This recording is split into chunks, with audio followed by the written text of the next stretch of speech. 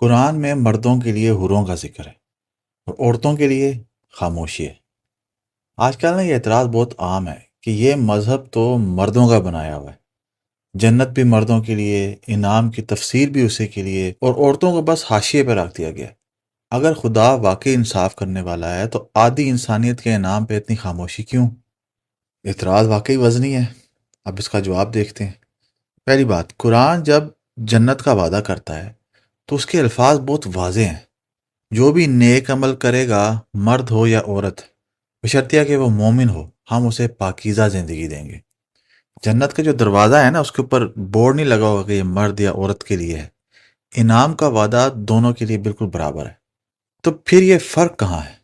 فرق انعام میں نہیں ہے، بلکہ اسے بیان کرنے کے انداز میں ہے، اور اصل نقطہ نا یہیں چھپا ہے۔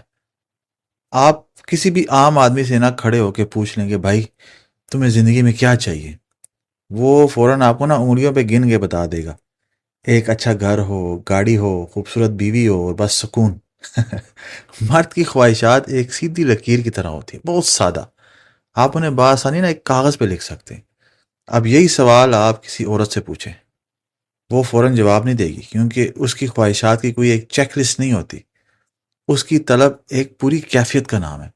اسے محبت بھی چاہیے، عزت بھی، تحفظ بھی، اور نظر بھی جو بغیر کہے اس کی دل کی بات سمجھ لے۔ عورت کی طلب وقت کے ساتھ، رشتوں اور جذبوں کے موسموں کے ساتھ بدلتی رہتی ہے، اور یہ کوئی کمزوری نہیں ہے، یہ اس کی گہرائی ہے۔ اللہ نے عورت کی نفسیات کو سادہ نہیں بنایا، بڑا کمپلیکس بنایا ہے۔ تو اس لیے جس کی خواہشات گنی جا سکتی تھی، اللہ نے اسے گن کے بتا دیا کہ تمہیں یہ ملے گا۔ لیکن جس کی خواہشات سمندر کی طرح گہری ہیں، اسے کسی ایک فہرست میں قید کیسے کیا جا سکتا ہے؟ کیونکہ فہرست تو ہمیشہ چیزوں کو محدود کر دیتی ہے۔ اس لیے خدا نے عورت کے لیے ایک کھلا وعدہ رکھ دیا۔ وہاں وہ سب کچھ ہوگا جو تمہارا دل چاہے گا، اور جن سے آنکھیں لذت پائیں گی۔ ہم نے نا خاموشی کو محرومی سمجھ لیا ہے۔ جہاں لمبی چوڑی تفصیل نہیں ملی، تو وہاں ہم نے سمجھ لیا کہ شاید انعام میں کوئی کمی ہے۔ دنیا کا ایک اصول ہے کہ بادشاہ جب کسی عام سپاہی کو انعام دیتا ہے تو سب کے سامنے اعلان کر کے دیتا ہے، لیکن جسے وہ سب سے زیادہ خاص کرنا چاہتا ہے نا، اسے کہتا ہے کہ تم بس آ جانا، مانگنے کی ضرورت نہیں پڑے گی، میں خود دوں گا۔ جو مانگے بغیر ملے وہ ہمیشہ مانگے ہوئے سے بڑھ کے ہوتا ہے۔ جس رب نے اس عورت کا دل بنایا ہے نا، وہ بخوبی جانتا ہے کہ اس کے دل کو کیا چاہیے۔